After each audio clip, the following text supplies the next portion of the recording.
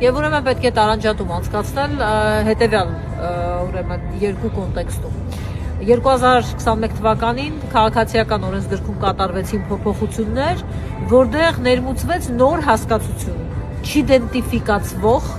աղբյուր, չնույնականացվող աղբյուր։ Ես ձեր ուշադրությունը հրավիրում եմ այս տերմինի վրա, որովհետև իրականում սրա կոնտեքստը եւ նախապատվությունը այն էր, որ լրատվական տարբեր գործակալություններ վերցնում էին օրինակ Telegram ալիքների, որոնց սեփականատերը կամ պատասխանատուն հայտնի չէ, Facebook-յան էջերի, տարբեր օգտատերերի մեկնաբանություններ կամ գրառումներ եւ տեղադրում էին իրենց մոտ հղում կատարելով այդ ուրեմն էջերին, հա, մինչդեռ իրավական տեսանկյունից, եթե հնարավոր չի իդենտիֆիկացնել այդ աղբյուրին, որպեսզի նրա դեմ դու որոշես դիմել դատարան, ապա պետք է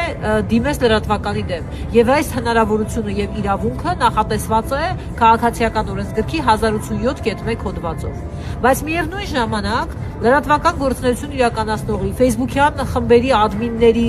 կամ այլ հարթակներում մեկնաբանություն գրողների վիրավորական ու զրպարտչական մեկնաբանությունների համար պատասխանատվության կարող է ենթարկվել այդ նույն հարթակ տրամադրող, այսինքն նորից եմ կրկնում լրատվական գործունեություն իրականացնողը կամ Facebook-յան ադմինը եւ այլն։ Ինչու՞մն է խնդիրը։ 2014 թվականին Դելֆին ընդդեմ Էստոնիայի գործով Մարդու իրավունքների եվրոպական դատարանը, հետագայում Ֆիլն ընդդեմ Շվեդիայի գործով Մարդու իրավունքների եվրոպական դատարանը սահմանել են մի կարևորագույն սկզբունք, որի համաձայն, եթե որևէ հարթակում վիրավորական կամ զրպարտչական մեկնաբանություններ կան եւ օրինակ այն անձը տուժողը ում վիրավորել են կամ զրպարտել են դիմում է լրատվականին կամ Facebook-յան ադմինին որևէ պլատֆորմի, այսպես ասած, պատասխանատուին եւ խնդրում է, որպեսզի հեռացվեն այդ մեկնաբանությունները, իսկ նրանք հրաժարվում են դա անել, հա,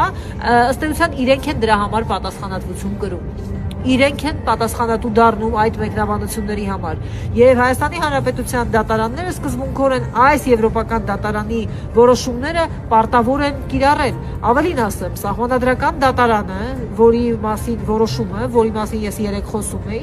իր այդ որոշման մեջ խոսելով համացանցի կարևորության, դրանով տեղեկության տարածման արագության, առանձին օգտահաշիվների կողմից ավելի շատ հետևորդներ ունենալու, քան օրինակ նույն լրատվականները եւ այլ հարցերի մասին հղում է կատարել Դելֆին ընդդեմ Էստոնիայի գործին։ Սա նշանակում է, որ Սահմանադրական դատարանը քննարկման լայն տիրույթ է ստեղծել այլևս դատարանների համար ներպետական եւ նաեւ օրենսդրի համար, թույլ տալով օրենսդրին ավելի խիստ կամ ավելի թեթև կարգավորումներ նախատեսել, քան եվրոպական դատարանի որոշումներն են, բայց որ այդ որոշումները կան եւ այդ որոշումները կիրառելի են, դա փաստ է։